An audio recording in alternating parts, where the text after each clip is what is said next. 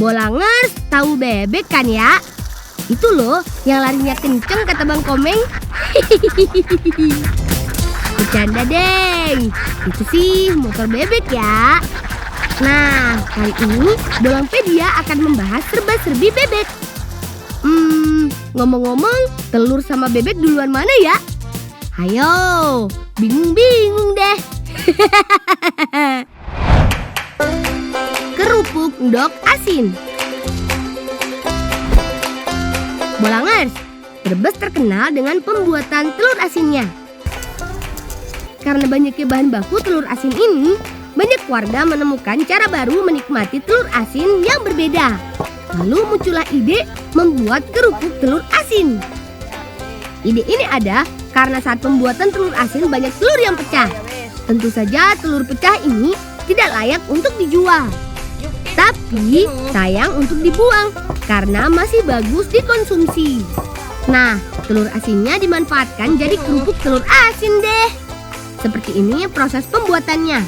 Pertama-tama, kupas dan potong telur asin untuk memisahkan kuning dan putih telurnya. Lalu haluskan keduanya. Siapkan adonan yang terbuat dari tepung tapioka dan tepung terigu.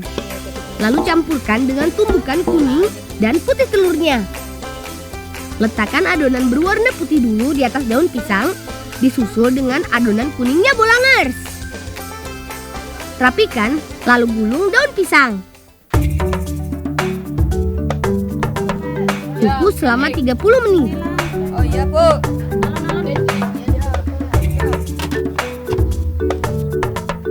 Angkat setelah matang dan potong tipis-tipis. Seperti pada proses pembuatan kerupuk pada umumnya, kerupuk harus benar-benar kering untuk menghasilkan tekstur kerupuk yang garing dan renyah. Angkat, lalu goreng. Jadi deh, kerupuk telur asin khas Brebes. Weleh-weleh, denger kriuknya aja bikin ngiler ya Bolangers. Nah, kalau Bolangers main ke Brebes, jangan lupa coba kerupuk yang satu ini ya. Dijamin nagih.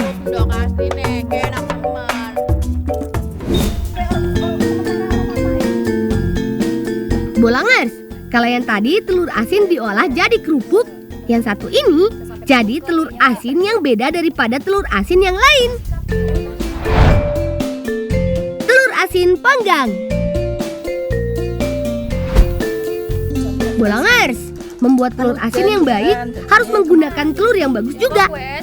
Telur harus melewati proses pemilihan. Nah, jika sudah lolos tahap pemilihan, telur selanjutnya dicuci sampai bersih. Siapkan baskom berisi air, lalu campurkan serbuk batu bata. Jangan lupa tambahkan garam biar asin. Ya, namanya juga telur asin. Balurkan lumpur batu bata yang sudah diarami ke telur sampai tertutup rata. Bolangers, percaya nggak? Resep telur asin ini berasal dari Tiongkok sana. Jauh ya.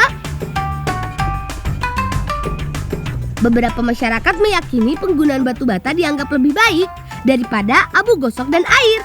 Telur asin yang dibuat menggunakan serbuk batu bata merah tidak mengandung bakteri yang berbahaya. Selain itu, tanah merah juga berguna sebagai pematang telur atau pemanas suhu telur, sehingga telur dapat matang sempurna. Batu bata tanah merah juga bisa menghilangkan bau amis pada telur. Proses selanjutnya, pemeraman. Simpan telur-telur dalam rak dan tunggu sampai 14 hari. Nah, seperti ini telur yang sudah melewati proses pemeraman. Untuk membuat telur asin panggang, bersihkan dulu balutan serbuk batu batanya Bolangers. Jika sudah bersih, rebus selama 40 menit.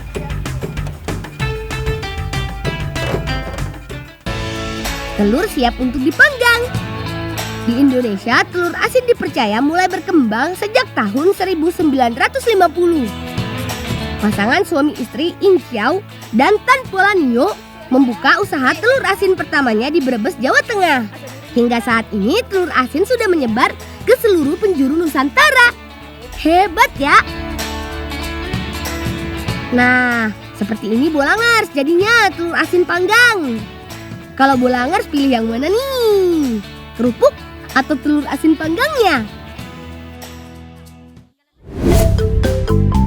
Bolangers, para pecinta onde-onde, ayo sini merapat. Karena di Desa Panumbang, Kabupaten Sukabumi, ada onde-onde unik nih. Yaitu onde-onde isi telur asin. Simak baik-baik ya Bolangers. Potong telur asin dan ambil kuning telurnya untuk dijadikan bahan isian onde-onde. Kemudian campurkan kuning telur dengan bahan lain seperti susu bubuk dan gula halus. Aduk sampai rata. Nah, Bolangers, untuk membuat kulit onde-onde, bahan utamanya adalah kentang. Cukup dengan menghaluskannya, kentang akan membuat rasa kulit semakin gurih dan renyah. Siapkan juga santan kelapa, tepung terigu, kentang, dan gula. Semuanya diadon sampai kalis. Jangan lupa pewarna makanannya ya, biar tambah menarik. Waktunya pengisian. Ambil adonan kulit secukupnya, kemudian simpan isian telur asin di atasnya. Bungkus dan bentuk menjadi bulat.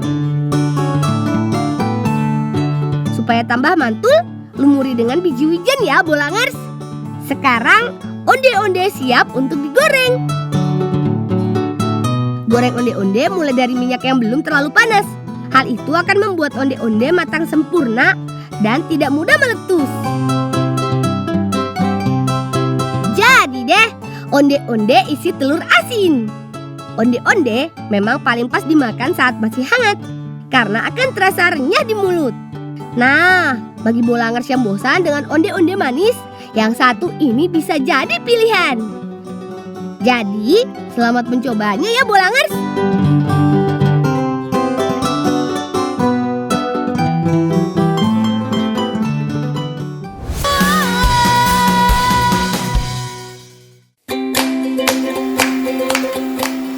Hai, sudah waktunya jam makan siang nih.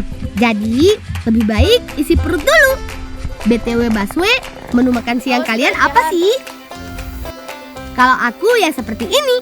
Kue lumpur nangka yang super duper enak sekali. Kue lumpur nangka ini dijamin lezat teman. Rasanya manis, semanis persahabatan kita. Asik. Oh iya, teman di rumah pasti penasaran ya. Tenang, seperti ini prosesnya sampai jadi kue lumpur yang lezat. Cekidot.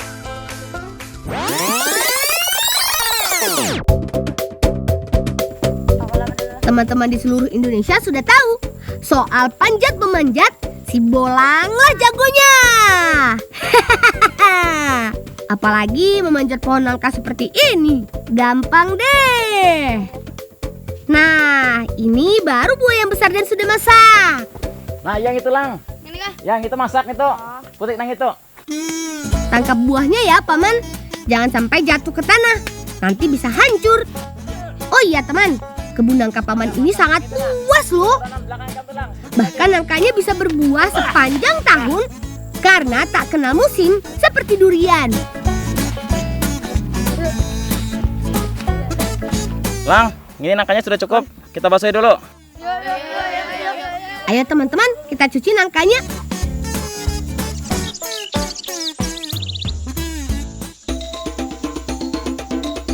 Cil, ini biji nangka dijulungi Pak Anang.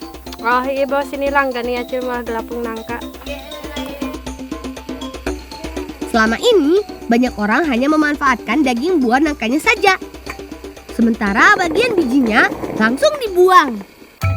Lewat tangan kreatif bibitku, biji nangka ini bisa dijadikan tepung loh. Begini nih caranya. Biji nangka yang sudah bersih, lalu dipotong-potong. Eza, teman-teman semua sibuk. Dia malah enak-enakan makan buah nangka. Eja, mau cuci aja ini. Aduh, nggak ada kenyangnya nih si Eza. Ini kena kesana lah, jadi aja. Biji yang sudah dipotong-potong sekarang kita jemur sampai kering. Biar Jaka saja yang menjemurnya. Oh iya teman, untung Bibi punya biji nangka yang sudah kering. Kata Bibi, biasanya dijemur 3-7 hari, tergantung panas matahari. Biji yang sudah kering lalu ditumbuk sampai halus. Bujur langai sampai halus mana? Hasil tumbukan kemudian disaring. Penyaringan bertujuan memisahkan kulit biji yang kasar agar tidak bersatu dengan tepung yang halus. Kata Pak Guru, tepung biji nangka mengandung protein tinggi, karbohidrat, serat, dan vitamin. Selain itu, kandungan kalsium dan fosfor di dalamnya berkhasiat untuk mencegah penyakit anemia serta menguatkan tulang. Nah, sekarang saatnya mengolah tepung biji nangka menjadi kudapan berselera.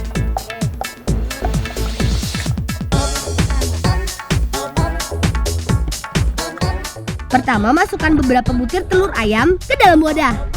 Kemudian, tambahkan gula pasir secukupnya. Lalu aduk sampai merata. Lalu masukkan tepung biji nangka yang sudah kita buat tadi. Kemudian aduk kembali. Yasin, sudah ke Mama marah santannya? Sudah, Amun kayak itu bawa ke sini nah. Tambahkan santan yang sudah diperas ke dalam adonan. Jangan lupa diaduk ya.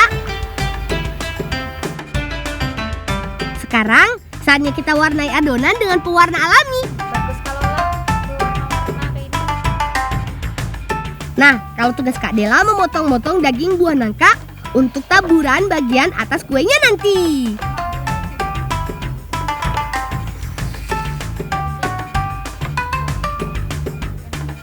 Jangan lupa dijaga apinya jangan sampai terlalu besar. Nanti kuenya bisa gosong.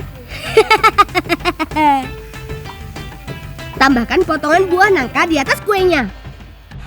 Nah, seperti itu tadi teman. Perjuangan kami untuk bisa menikmati kue lumpur nangka yang sangat lezat sekali. Teman, hari ini kami akan membuat mainan orang-orangan dari bambu. Kata Paman, mainan ini sering dimainkan ketika Paman masih kecil dulu. Bahannya sederhana kok teman, cukup butuh bambu dan tali. Kekawanan Seberataan Indonesia dari Sabang sampai Merauke, ulun hendak memadahakan cara maulah mainan orang-orangan. Kayak ini nah caranya. Tipiskan beberapa bilah bambu yang sudah dipotong. Setiap ujungnya diberi lubang untuk mengikat tali nantinya.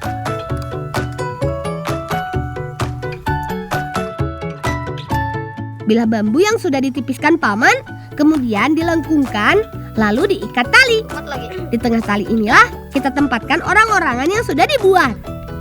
Ikat kuat talinya ya teman, agar orang-orangannya tidak terlepas. Ayo Jaka, tunjukkan pada teman-teman bagaimana cara memainkannya.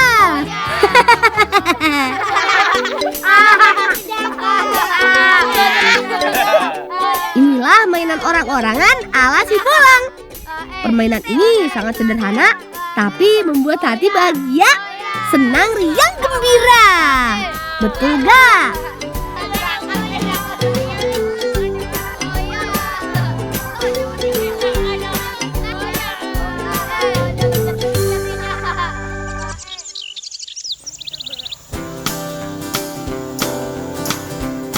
Teman, hari ini Paman Upi akan memanen buah sawo di kebun. Kami harus segera bergegas untuk membantunya.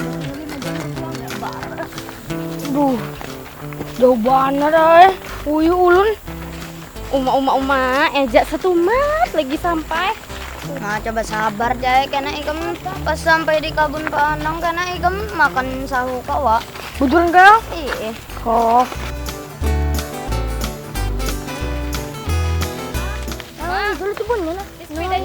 Ya, hendak situ aja. Lang, Dani, amang lang mutik sawo lang. Oh, inggih. Wah, ternyata masih banyak buah sawo yang belum dipetik. Buah sawo banyak disukai karena rasanya yang manis dan daging buahnya yang lembut. Lagi lang, Pohon sawo ini berbunga dan berbuah sepanjang tahun loh. Buah yang baru dipetik harus digosok kulitnya untuk membuang sisik-sisik di bagian luar. Selain itu, biasanya bagian luarnya masih keras. Jadi perlu disimpan 3-7 hari lagi agar masak dan lunak sampai bisa dimakan. Biasanya, paman langsung menjualnya ke kota dan buah sawo ini akan masak dalam perjalanan. Kata paman, buah sawo banyak mengandung vitamin dan mineral yang dibutuhkan tubuh kita. Nah ini karena bawa saunya kesan acil ulah wadah. Oh iya. Kami dibawakan beberapa buah sawo untuk dibuat kue. Ayo teman-teman, berangkat!